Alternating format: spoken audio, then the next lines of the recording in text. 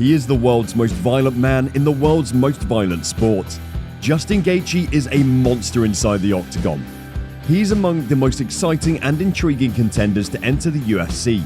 He's happy to eat 10 punches if it means unloading 11 of his own. But what many people don't know is that Gaethje was also a world champion before he got into the UFC.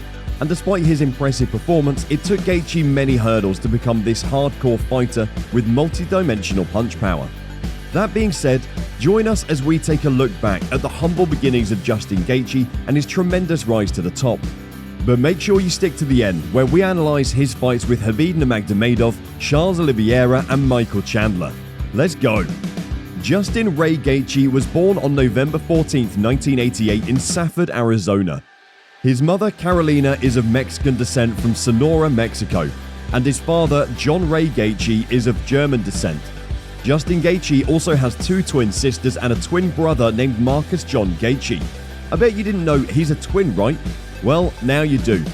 The Gaethje family was a little bit famous in the world of combat sports for a number of reasons. One of the reasons is the fact that Justin Gaethje's granddad was a boxer in the United States Army. This made Gaethje interested in combat sports from the tender age of 4. He then continued his amateur wrestling career while he attended Safford High School, where he was a 4-time finalist and 2-time state champion. What's even more amazing is the fact that he still holds the 7th most near falls and the 9th most team points scored in the history of Arizona as a wrestler. And he had these accomplishments while engaging in other sports like football and baseball. After high school, he decided to take things one step further. He initially applied to a small college in Arizona because he wanted to stay close to his family, but instead accepted an offer from the NCAA Division I program at the University of Northern Colorado. He was no doubt a phenomenal wrestler, so why did he follow the path of MMA? Here's why. Gaethje first came into contact with mixed martial arts as a freshman at the University of Northern Colorado, when he wrestled UFC fighters such as George St. Pierre, Clay Guida and future opponent Donald Cerrone. Afterwards, he talked to his coaches about his intentions on trying out MMA, but was told that he had to get his grades up in order to get an amateur bout. After improving his grades, Gaethje made his amateur debut during the preseason of his sophomore year on August 2, 2008. After amassing a 7-0 amateur record, Gaethje made his professional debut on August 20, 2011 against future UFC fighter Kevin Croom. Gaethje won the fight in the first round via KO after Croom attempted to catch him as submission.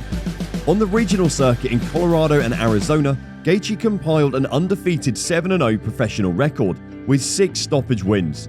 One of his early victories was over UFC veteran Drew Fickett.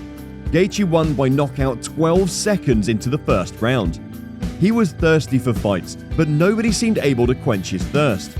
On the strength of his 7-0 record, Gaethje signed with the fledgling World Series of Fighting in 2013, now named the Professional Fighters League.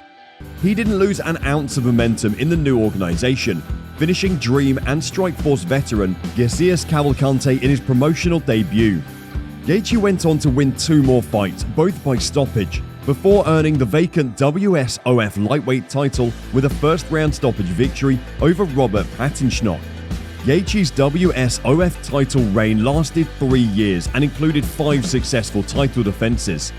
This stretch of fights established Gaethje as a household action fighter with an eye for brutal finishes, including the one he won via leg kicks over Brian Foster in just the first round.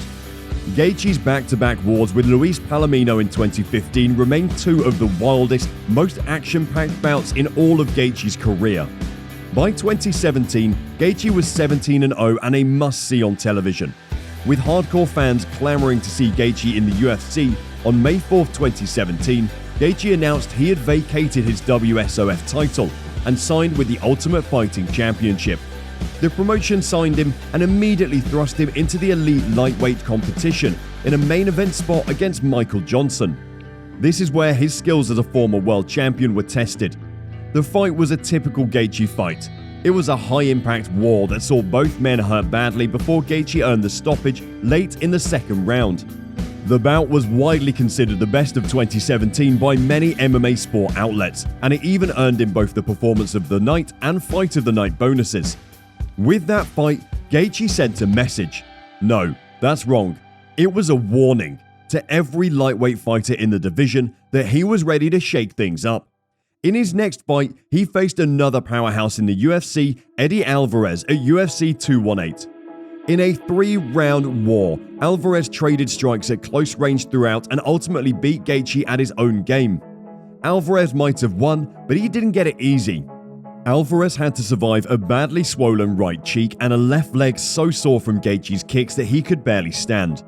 This fight also won the Fight of the Night bonus for both men and eventually won the Fight of the Year award at the World MMA Awards. If Gaethje was seeking a comeback, well, his next opponent wasn't ready to give him that. He faced Dustin Poirier 4 months later at UFC on Fox, Poirier vs Gaethje.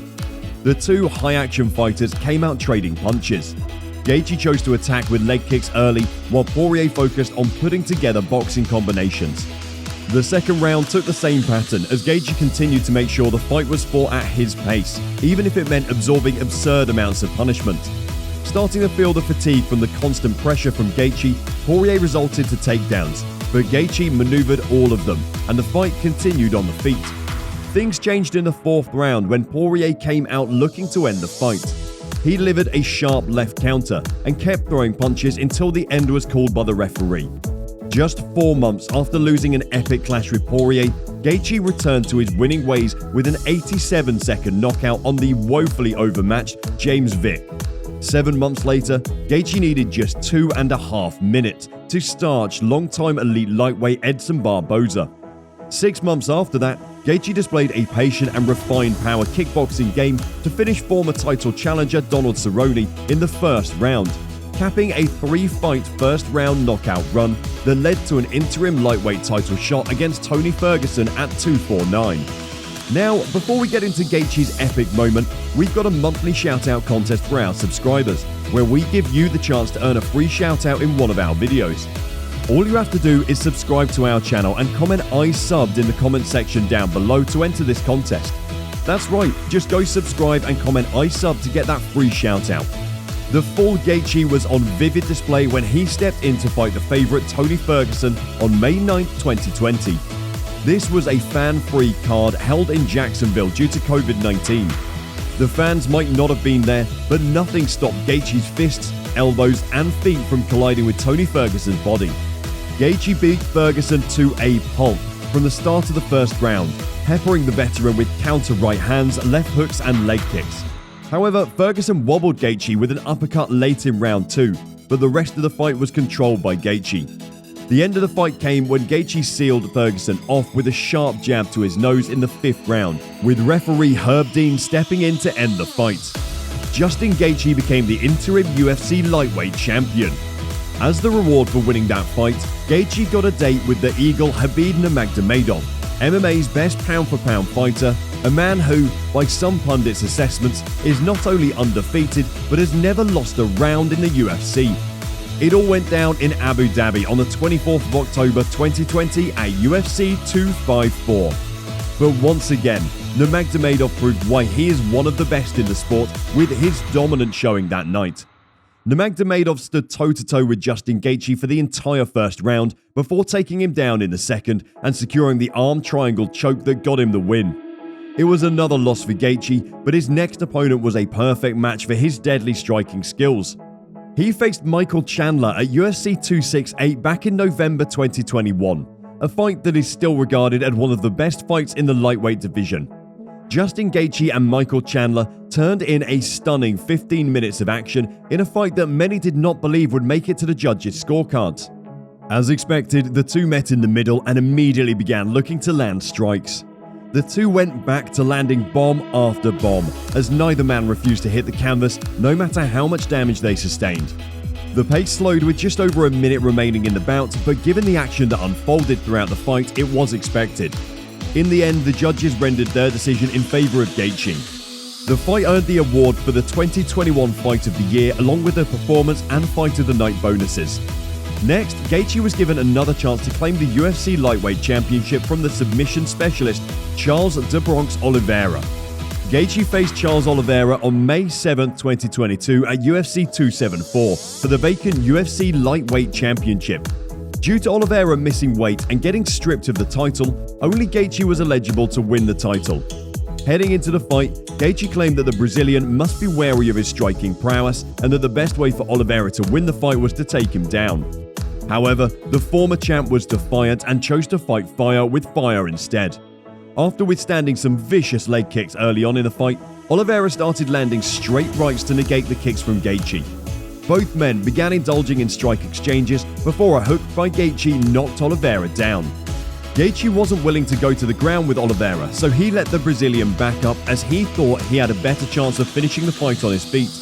After back and forth exchanges, a right hand by Oliveira connected hard and dropped Gaethje. Oliveira immediately pounced on his grounded opponent, putting him in a triangle choke. When that didn't work, Oliveira seamlessly transitioned into a rear naked choke by taking Gaethje's back and forcing him to tap. Gaethje is now 23-4 in his pro MMA career and is ranked 3rd in the UFC Lightweight division. The question now is, what's next for Justin Gaethje?